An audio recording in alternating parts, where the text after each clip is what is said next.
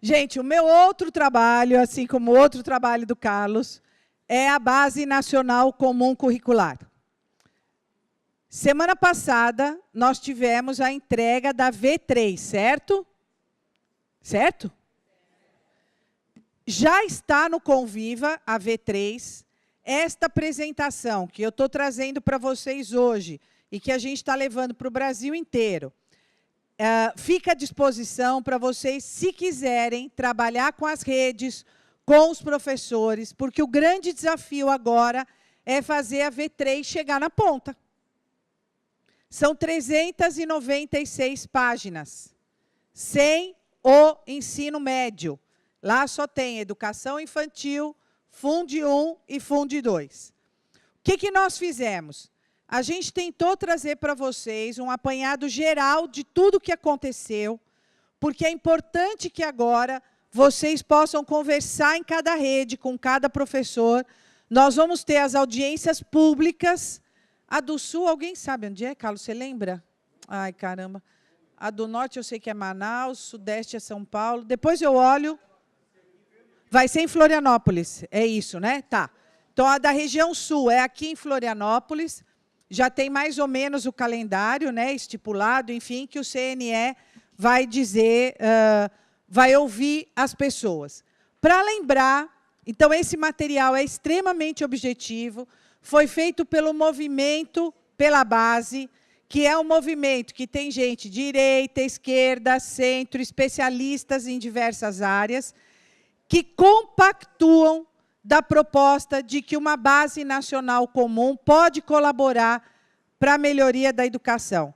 Gente, eu vou abrir dizendo que a base não resolve todos os problemas, mas ela é uma parte importante para garantir equidade. E, dentro disso, ela vai definir os conhecimentos que todos os alunos da educação básica precisam aprender. Eu vou dar o exemplo, morrendo de medo que tem algum professor de química aqui, sempre tem, né? Mas quantas vezes a gente usou a tabela periódica? Tirando o dia que a gente aprendeu e o dia da prova. E a gente usa a tabela periódica sempre sem saber que está usando tabela periódica. A gente não para e vê assim, eu estou comendo um S, 2S, 2P, né?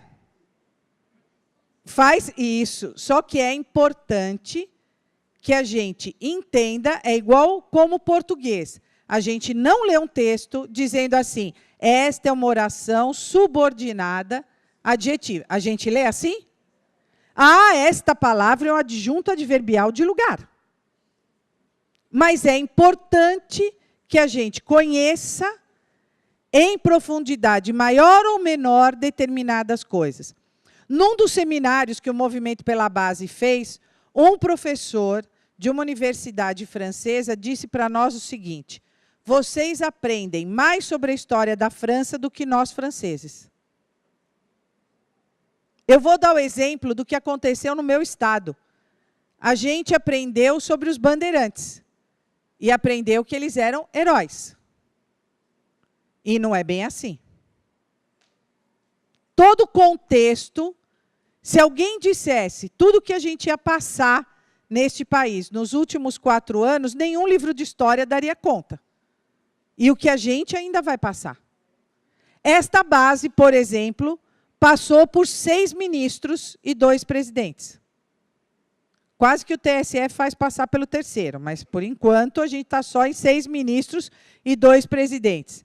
Ela será obrigatória para todas as escolas públicas e privadas, e confessionais também. Aquela história de 60-40 não existe, não está escrito em lugar nenhum o 60-40. Tem lugares em que vai ser 80-20, tem lugares que pode ser 60-40, tudo vai depender do currículo que aquela rede já tem e do que ainda é importante para aquela rede e para aquela escola aprender.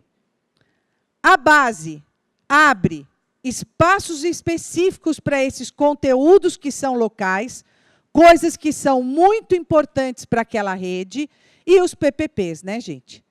vamos combinar que PPP não pode ser obra de ficção. Ela tem, né, porque tem gente que só muda o título e a data, e mantém o mesmo PPP. Vocês não passaram por isso? Eu tive uma diretora que escreveu assim, no meio do PPP dela. Quero ver se a secretária vai ler. Ah, ninguém nunca quis pegar vocês no pé? Eu respondi assim, não só li, como corrigi os erros de português. Obrigada. As pessoas testam a gente o tempo todo na gestão. Eu brinco, eu nasci na Moca, em São Paulo. E a Moca é um bairro de italianos, apesar de eu não ser descendente de italiano, lá o S não é uma letra que o pessoal usa muito. São as coisas, as casas. Você vê assim, bar, vendemos marmita. Não é vendemos marmitas. Né? E eu tenho que tomar muito cuidado. Se eu passar um dia inteiro com a minha mãe, ela fica com todos os S's lá, e eu saio de lá sem nenhum. Saio sem nenhum. Então, a gente precisa tomar muito cuidado como a gente fala, como é que o secretário faz determinadas coisas e texto. Eu era uma usuária muito mais contumaz do Facebook enquanto eu era secretária. E, muitas vezes, eu usava isso como canal para falar com os professores na rede, para o bem e para o mal, que a gente apanha ali também. E, às vezes, sem chance de se defender, porque o povo vai e te bloqueia. E aí você quer explicar e não consegue explicar, não é isso? Em época de eleição, aparece banana podre, diz que é você que está dando na escola, aí você corre feito uma desesperada e descobre que naquele dia nem banana está sendo servido. Né? Mas em época de rede social, todo mundo posta o que quiser. E a gente sem chance de se explicar às vezes, não é isso? E os PPPs são muito importantes nesse processo. Ele vale para aquela comunidade. Na mesma cidade, a gente tem realidades completamente distintas. Eu tinha lá o centro da cidade, que era uma comunidade, uma organização completamente diferente das escolas que ficavam pós-balsa.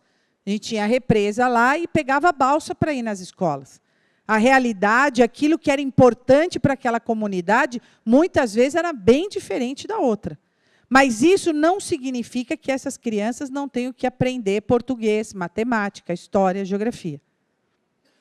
E, a partir daí, é uma política de Estado e não de governo. Então, por isso, já passamos por 2 presidentes, e vamos continuar trabalhando. Por quê? Porque está no Plano Nacional de Educação. Este, para nós, tem sido a melhor forma de ajudar os professores e as redes a entender todo esse processo. A base é só o início, mas é um início importante. Se a rede tem currículo, é um caminho. Se a rede não tem currículo, é outro caminho. O PPP da escola e o que é mais importante, né, gente? O plano de aula do professor. Se eles não estiverem envolvidos nesse processo, não vai acontecer. Não vai acontecer. O papel deles nesse processo é muito importante. Para quem ainda discute se precisa de base ou não, ela é lei, está lá na LDB, está nas diretrizes curriculares nacionais e no Plano Nacional de Educação. E o que a gente mais defende é porque a base é para garantir equidade. Vocês vão ver, nós do movimento fizemos várias pesquisas com livros didáticos, que são muito importantes no contexto brasileiro. Muitos professores fazem os planos de aula de acordo com o índice do livro didático. Alguns não. De novo, eu vou dizer, professor não é vítima nem algoz. A culpa não é dele. A culpa é de todos nós que estamos nesse processo. Né? O que a gente precisa é de compromisso, lá na ponta, e melhorar a qualidade para a preparação desse sistema, que garanta a aprendizagem. Só faz sentido fazer tudo isso se as crianças aprenderem. Porque tem muita gente, não sei se vocês já ouviram isso, que diz assim, eu trabalho com currículo aberto. Eu vou lá e pergunto para os meus alunos o que eles querem aprender. Criança quer brincar. Ela vai dizer, eu quero aprender lá no parque. Eu quero socializar. Se fosse só para socializar, a gente faria praça e não escola. Escola é espaço para aprender. E nem sempre na escola a gente faz tudo o que quer. Né? Você está lá num conjunto de pessoas que vem de espaços diferentes, de contextos diferentes. Aqui, então, toda a legislação e, principalmente, né, falar sobre o Plano Nacional de Educação nas metas 2, 3 e 7. Quer dizer, é um processo que o Brasil vem vivendo, que vem lá desde os parâmetros, para quem está na educação há muito tempo, o PROFA, os parâmetros em ação, lembra disso? Quem está há mais tempo? Agora, eu vou falar uma coisa, vamos ver quem já viu isso. Eu ainda chego em escola e encontro os PCNs guardados. E com plástico em volta, que é para não estragar. Assim ninguém mexe. E não é feito laboratório de informática. Você chega na escola, eu quero ir no laboratório. Não, a professora, que é dona da chave, não está. Ela não veio hoje. Aí ninguém pode usar o laboratório. Vocês não têm quem é dono da sala? É igual entrar numa biblioteca e a bibliotecária dizer assim, professora, dá uma olhada, nossos livros estão impecáveis. Aqui, criança não vai mexer em livro. Fica sossegada. Criança mexe em livro. Criança não destrói livro, mas o uso, o manuseio do livro, faz com que ele se desgaste. Tanto é que, quando a gente vai comprar, ele está em material de consumo. Ele não está em material permanente. Falar nessas coisas, né? Eu lembro, uma vez a gente tinha a guarda escolar, e aí veio lá, para além dos 25, a educação comprava o colete. Aí a menina que trabalhava comigo, uma senhora já, perguntou para mim assim, bala é material de consumo permanente? Sei. Se atirar, foi. Consumo. Colete à prova de bala. É consumo ou é permanente? Não sei, se balearem eu guardo, vai ter que trocar. Às vezes a gente se vê nessas situações. Vou lembrar aqui, é para além dos 25, porque não pode comprar essas coisas com 25. Certo, Carlos Eduardo? Aí, não, já vi. Não tem problema. Não tem problema. Eu descobri que meu cérebro é inteligente. Mesmo usando lente num olho só, eu enxergo. Eu vou contar isso para vocês, porque a idade traz para a gente uma série de questões, para não dizer problemas. Eu sou míope, não enxergo de longe, obviamente. Aí usava lente. Aí foi chegando a idade, e eu não enxergava de perto. Porque o míope, né, de perto enxerga muito bem, mas com a lente eu tinha problema por causa da idade. Aí eu fui no oftalmo, eu falei, o que eu vou fazer agora? Vou usar lente para perto e óculos para longe? Duas coisas. Aí ele fez assim, Cleusa, se seu cérebro for inteligente, tem uma solução. Gente, aos 54 anos, você descobrir se seu cérebro é inteligente ou não, para mim estava sendo um problema. Aí eu falei, pois não, doutor, o que eu tenho que fazer? Você vai fazer o seguinte, eu tenho 3,5 de miopia nas duas vistas, é igual. Você vai usar lente num olho e vai ficar sem lente no outro olho. Se o seu cérebro for inteligente, ele vai fazer como faz o bifocal. Ele vai equilibrar e você vai enxergar de perto e de longe. E, para minha felicidade, meu cérebro foi inteligente. Hoje eu estou com lente no olho esquerdo e sem no olho direito. Então, eu estou enxergando o fio aqui e estou enxergando a moça lá atrás. Tá? Então, para os míopes, nós temos solução se o nosso cérebro for inteligente. Tá? O meu, por enquanto, está aí. Nós, do movimento, analisamos mais de 300 livros didáticos, de todas as áreas do conhecimento. Eu trouxe para vocês um exemplo de um livro de matemática do PNLD. Todo mundo aqui sabe o que é PNLD. As escolas, na mesma rede, podem escolher livros diferentes, certo? Este é o exemplo de uma rede, Funde 1, alunos de 3º ano. Uma escola escolheu o livro A, Outra escola escolheu o livro B. No livro A, as crianças aprendem até 999. Não me pergunta por quê. Deve ser numerologia, futurismo, alguma coisa. Alguém decidiu que as crianças podem aprender no livro A. No livro B, para a mesma turma, mesma idade, escolas diferentes, as crianças aprendem até 3.000. Também ninguém soube dizer por que até 3.000. Divisão com 3 algarismos no dividendo. Todo mundo lembrou o que é dividendo? A chavinha, lembra? Divisor consciente, lembra? Eu tinha problema com contido, está contido e não contido. E depois, o livro B, a divisão com 2 algarismos no dividendo. Para quem é da área, sabe que isso faz uma diferença imensa. Quem decidiu? O editor e o autor. É isso. Agora, pasmem, leitura de horas e minutos. Deixa eu perguntar para vocês. Quem olha a hora no relógio? Levanta a mão que olha no relógio. Quem olha a hora no celular? Bem mais, claro. Vocês querem saber se vocês são digitais ou analógicos? Querem? Pega o celular. Agora é para pegar. Quando eu peço para guardar, vocês não guardam. Agora eu pedi para pegar. Pega o celular. Pegou? Faz de conta que alguém lá da secretaria mandou o WhatsApp para vocês, que isso não acontece. E vocês precisam responder. Faz de conta que vocês estão respondendo o WhatsApp. Faz de conta, não vai responder agora para não se chatear. Faz só de conta. Estão respondendo? Quem respondeu o WhatsApp só com um dedinho? Catando as letras. Levanta a mão. Parabéns, vocês são analógicos. Quem respondeu segurando e fazendo assim, ó.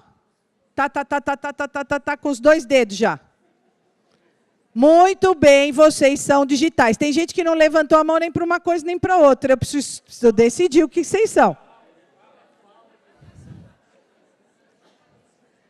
Gente, agora guarda o celular. Eu pedi para guardar, agora guarda. Vocês já viram crianças pequenas pegando celular ou tablet? Eles assim, já pega, já pom. Nós é que ficamos lá procurando as letras. Eles já decoraram aonde as letras estão. E o último, mais grave. No livro A, eles aprendem fração no 3º ano. O livro B não ensina fração no 3º ano. Vai ensinar no 5º, 6º ano. E aí? Se o menino troca de escola, ele ganha ou perde? Não é isso? Se ele está na escola A, ele ganha uma coisa, perde outra. É justo isso? É justo? Não dá para continuar ser assim. Não dá para a editora decidir o que é o que não é importante. Isso é uma coisa que nós, da educação, temos que decidir. Nós é que temos que olhar a base e dizer, isso contempla, isto não contempla. Ainda falta isso, temos aquilo. Por isso, nós precisamos que o sistema, e aí, para além da base, lembra no Plano Nacional de Educação, a organização de um Sistema Nacional de Educação. Hoje, gente, cada um pode fazer o que quiser. Com a questão das instâncias federativas, cada um pode fazer o que quiser. Isso significa pensar na formação inicial, e aqui eu vou dizer para vocês, quando a gente fazia concurso lá na secretaria, e entravam lá 100, 200 professores, eu tinha gente que conhecia muito bem Piaget, Vygotsky, Vallon, mas não conseguia alfabetizar as crianças. E aí a gente precisava, na formação continuada, trabalhar a prática de ensino. Quer dizer, o que é que eu faço, como é que eu ensino, como é que eu trabalho. Então, a gente precisa repensar, e muita gente sente saudade do magistério. Né? Que era onde a gente, de fato, para alguns especialistas, o magistério cumpriu um papel muito importante, para as séries iniciais, principalmente. Piaget, Vygotsky, Vallon são essenciais no processo, mas é essencial entender como é que as crianças, jovens e adultos aprendem. A gente faz concurso para a educação de jovens e adultos e os professores dão aula do mesmo jeito que eles dão de manhã para as crianças de 6 anos. Sem o contexto do adulto, sem o contexto de como é que essas pessoas vivem. Não é isso? De novo, é culpa do professor? Não, é culpa do nosso processo de formação. Tem gente, às vezes eu entrava em sala de aula, tem gente que usa lousa para crianças pequenas como o professor de universidade usa. Escreve aqui, escreve lá, apaga aqui, vai por baixo. As crianças, lembra Piaget, estão nas operações concretas, de cima para baixo, da esquerda para a direita. Tem uma lógica. Dá para ir escrevendo de qualquer jeito. Não dá para fazer achando que todo mundo, em todas as faixas etárias, entendem e aprendem do mesmo jeito.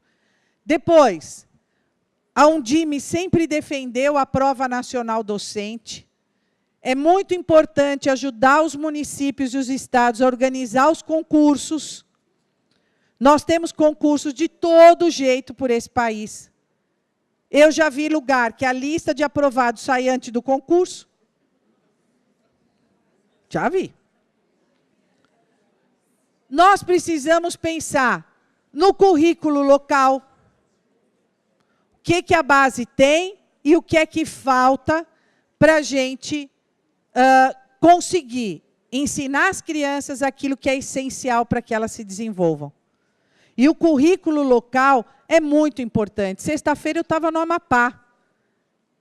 Adianta a gente aprender a preservação da floresta amazônica e poluir a lagoa aqui? A gente tem que saber que a Amazônia é importante, mas tem que defender com unhas e dentes o lugar onde a gente vive.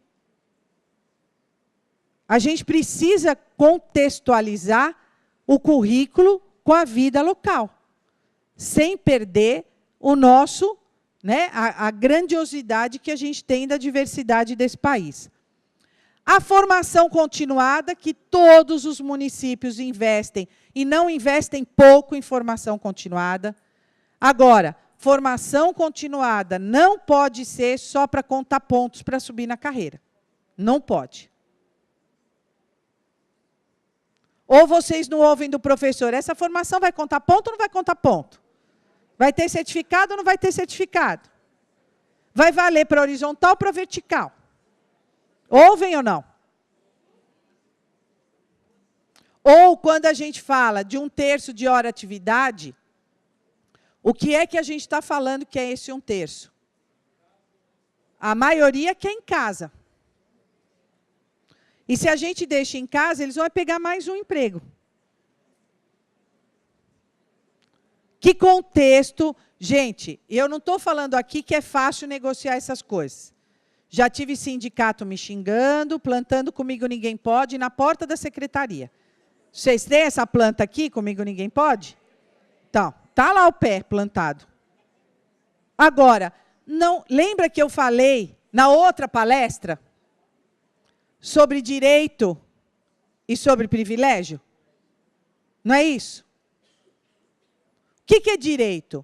Direito é receber salário, direito é ter carreira, obrigação é estar na sala, os alunos aprenderem. Tem uma série de coisas que a gente, às vezes, mistura as estações. Uma coisa que a gente precisa aprender, e que eu aprendi do pior jeito, é que ninguém gosta de chefe. Não imaginem que vocês são amados. Vocês não são. Pede para o cachorro de vocês, para o gato, para quem ama vocês de verdade. Porque o que mais a gente vai fazer é desagradar minorias. Só que as minorias fazem infinitamente mais barulho que a maioria. Não é isso? Eu sei.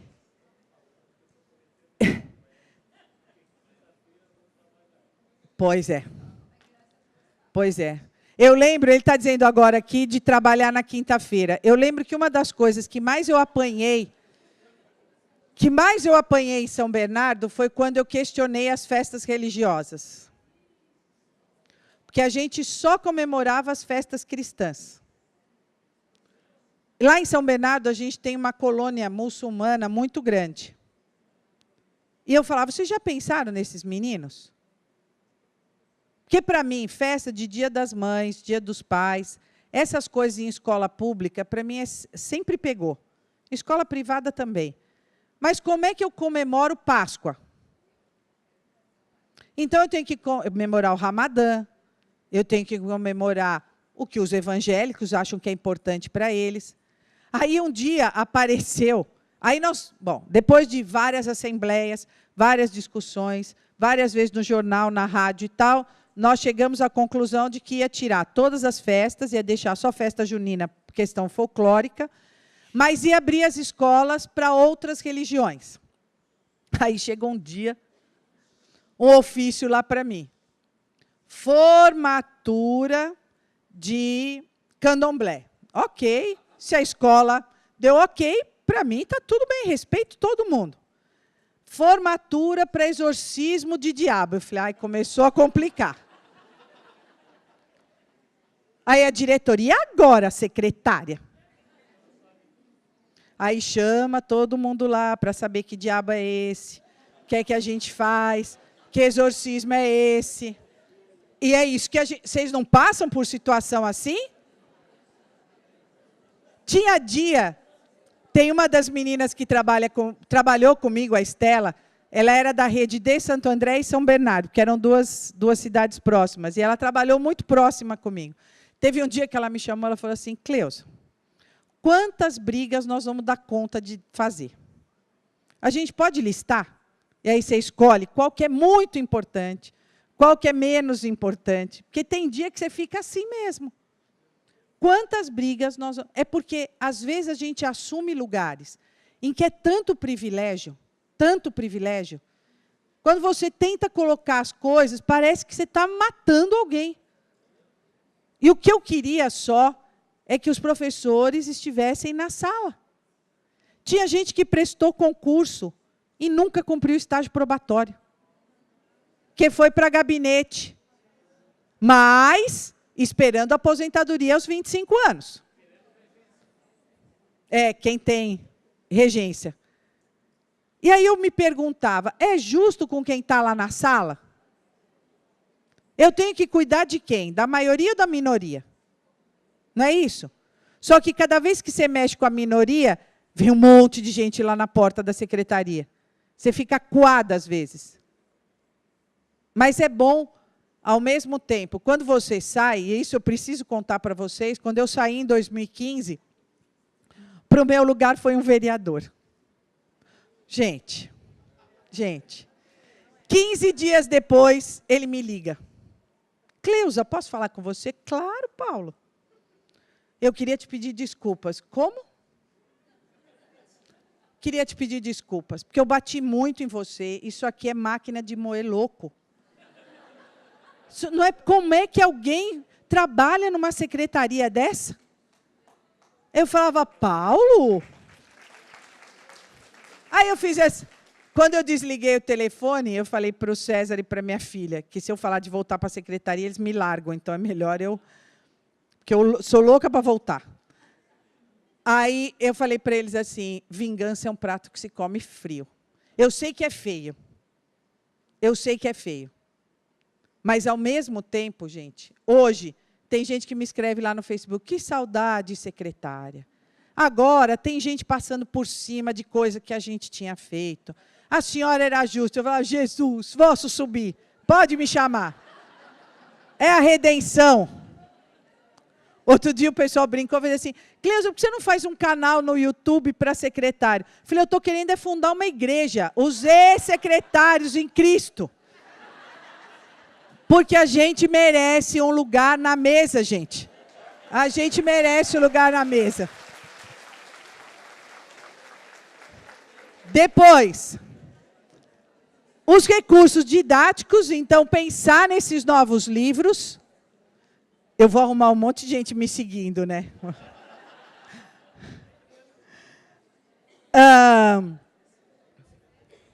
Mas a gente faz virtual, tá? Nada de ter templo, que isso dá... Não, manutenção, água, custeio, eu não quero mais saber.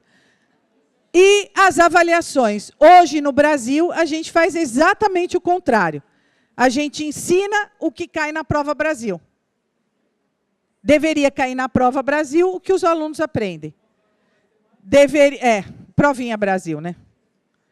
E a ideia é que cada professor precisa estar preparado e apoiado para a implementação da base e para que as crianças aprendam. Gente, de novo, só faz sentido se essas crianças aprenderem. Senão não faz sentido secretaria, não faz sentido conviva, não faz sentido nada. Todas as vezes que eu estava muito cansada ou arrumava briga muito complicada, eu ia para uma creche. Sentava lá e olhava e falava, gente, por isso vale a pena. Né? Era lá que eu ganhava força para voltar e continuar brigando. Porque ali, perto das crianças, você fala, não, vale a pena, vamos em frente. Aqui, eu acho que esse é um gráfico que é legal mostrar para os professores, para as equipes técnicas. Primeira versão da base, 12 milhões de contribuições, foi aberta a consulta pública. Segunda versão da base, nós tivemos 27 seminários estaduais, 9 mil contribuições, e agora, entregue na semana passada, a terceira versão para o Conselho Nacional de Educação. Agora, mais 5 audiências públicas, né? E... eu vou deixar aqui, gente, eu vou deixar aqui. E a estrutura da base, que eu acho muito importante as pessoas e os professores entenderem todo esse processo, né? São competências pessoais, competências cognitivas e competências comunicativas. No Conviva e no site da base, que eu vou mostrar para vocês qual é, nós estamos concluindo agora, da V3, uma análise comentada da base. A gente pega um grupo de especialistas e pede para eles analisarem. O que falta? O que avançou? O que estava antes e mudou? Isso é muito importante, porque olha como é que ela está organizada. Na educação infantil, por campos de experiências, né, creche pré-escola, com objetivos de aprendizagem, e no ensino fundamental, Fund 1 e Fund 2, em linguagem, matemática, ciências da natureza e ciências humanas. Infelizmente, né, no texto embargado, a gente tinha a questão de gênero, e no dia seguinte a questão de gênero sumiu. Está aí as audiências públicas, num período em que a gente está vivendo tanta intolerância, não falar sobre isso nas escolas não ajuda. Né? Achar que na escola a gente não trata e não reflete o que é a sociedade é só para quem não vive na escola. A escola é exatamente tudo aquilo que acontece na sociedade. Nós não estamos nem mais nem menos. Tudo que acontece fora reflete lá dentro. Intolerância, preconceito, falta de respeito à diversidade. Se a gente não trabalha, a gente só ajuda a piorar. Nós vamos fazer também, para cada um dos itens, o que mudou e qual é a progressão. Para entender que em matemática eu preciso primeiro aprender soma e subtração, para depois aprender multiplicação e divisão, certo? A gente aprende, tem uma sequência, e que aí a gente consegue entender todo esse processo. Vai ficar aí, tá, gente? Fiquem tranquilos. Quais são os próximos passos? Entrega agora em abril, análise e as audiências públicas. Final de 2017, a gente deve ter homologação da base, sai do CNE vai para o Ministério da Educação e, infelizmente, nesse país, a cada 2 anos a gente para. A gente parou ano passado para a eleição municipal, consegue respirar em 2017, chega em abril de 2018, para de novo. Eleição presidencial, eleição para governador e tal. Eu sou favorável a que a gente tivesse eleição geral a cada 4 anos. Que aí acabava com essa história de a cada 2 a gente vai e volta, e vai e volta. E a ideia é que só em 2019 a gente tenha a base lá na ponta na escola, de maneira mais consistente. Porém, nós temos 5 passos que são fundamentais para a implementação da base nas redes. Este aqui, gente, é uma proposta. Nós fizemos uma pesquisa com vários lugares no mundo todo que passaram por um processo parecido com o do Brasil. Construção coletiva e democrática da base, análise por especialistas e depois implantação na rede. Nós estamos sugerindo, enquanto movimento pela base, esses 5 passos. 3 nós podemos fazer nas redes nos municípios. Os últimos 2 não dependem só dos municípios, mas de uma interferência da Undime, que precisa ser forte, precisa ser atuante, justamente para interferir nessas discussões. Por isso que é importante participar de processos eleitorais, é importante participar das discussões em Brasília. A Undime precisa ter espaço justamente para fazer isso, né, para interferir. Hoje, os municípios têm 51% das matrículas e os estados 49%. Nós temos mais matrículas do que os estados. Então, o nosso peso numa discussão é muito importante. O primeiro é garantir que a comunidade entenda o que é base. E essa comunidade, a gente está falando de professor, de família. E aqui vai uma dica, né? Essa etapa não precisa esperar. A gente já tem muito material disponível para conversar com professores e técnicos. De novo, são dicas, se vocês quiserem, está aí à disposição gratuitamente, podem usar, fazer a inclusão, modificação, o que vocês entenderem que é melhor. Para quem já tem currículo, revisar o currículo atual, ou, para quem não tem currículo, começar a construir um currículo novo. O CNE não deve mudar toda a V3, ele vai fazer ajustes, né? Por isso, as audiências públicas, para ver o que está faltando, ou se tem alguma coisa a mais que possa ser retirada. A dica é, na hora do HTPC, na hora da formação continuada, trabalhar com os professores e envolver todo mundo nesse processo de discussão. Mexer no currículo é sempre uma coisa complexa, mas necessária, e precisa envolver todo mundo. Na formação de professores, a ideia de trabalhar as competências e fazer a leitura.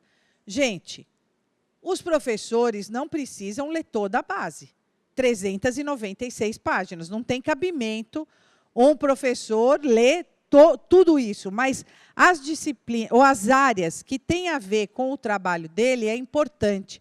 Por que é importante agora a formação? Porque professores de áreas diferentes deverão conversar, porque você tem conteúdos que estão interligados, tá certo? Ele não precisa ler tudo, mas ele vai precisar trocar com seus parceiros. Isso é muito importante. E priorizar a formação prática dentro da escola. O que é sempre uma tarefa muito difícil. A gente mal tem professor para todas as turmas. Fazer essa formação, tirar em horário de trabalho, é sempre um quebra-cabeça. Sei bem o que é isso. Depois, o alinhamento dos recursos didáticos. A ideia é que isso seja feito com a ajuda dos estados e municípios, mas é uma tarefa que Undime, MEC, Concede precisam trabalhar de maneira conjunta. Na Nova Escola, e a gente sabe que o pessoal gosta muito do material da Nova Escola, a gente tem feito um trabalho bom com eles, tem lá, a gente está desenvolvendo vários materiais para ajudar os professores. A ideia é sempre disponibilizar, usa se quiser, né, aprimora, nada será obrigatório, que, aliás, é uma das coisas que mais preocupava, né, se as pessoas seriam amarradas ou encaixadas e teriam que dar daquele jeito, daquela forma. Não é essa a ideia é ter o fio condutor e a forma, cada professor escolhe a sua. O que a gente vai fazer é tentar ajudar nesse processo.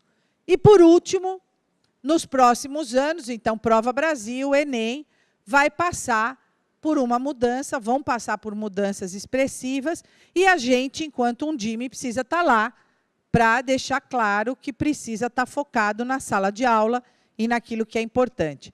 Até porque, né, gente, nós já estamos muito acostumados com o ranqueamento do IDEB. E o IDEB só faz sentido se servir para a gente planejar. Deixa o ranqueamento para a imprensa, eu sei que a gente apanha bastante, né, mas a ideia é, e o IDEB tem lá os defeitos dele, mas eu entendo que foi um processo importante para trazer luz para o processo de aprendizagem das crianças. Tem coisa que pode ser melhor? Pode. Estamos nesse processo. É importante ajudar os professores a avaliar e, principalmente, usar tudo que tiver à disposição deles. O que pode ainda ser feito nesse semestre? Também como sugestão. Identificar na secretaria quem é a equipe responsável, quem é que cuida disso, discutir a colaboração com outros municípios, a Undime deve fazer isso regionalmente, alguns estados vai fazer de uma forma, outros estados de outra, a Undime sempre tem lá suas reuniões mensais, enfim, e a ideia é ajudar nesse processo e envolver toda a rede no debate. Se os professores não fizerem parte, não vai chegar na sala de aula. Isso eu falo desde o começo, né?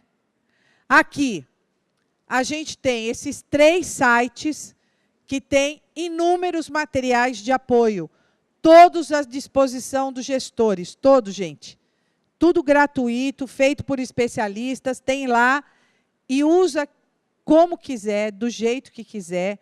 Tem de todas as matizes, né? É importante falar sobre isso. E a gente tem muita análise sobre a base. Tá? A gente tem muito esse olhar crítico de que a gente tem que elevar a régua e de que as coisas têm que ser muito boas.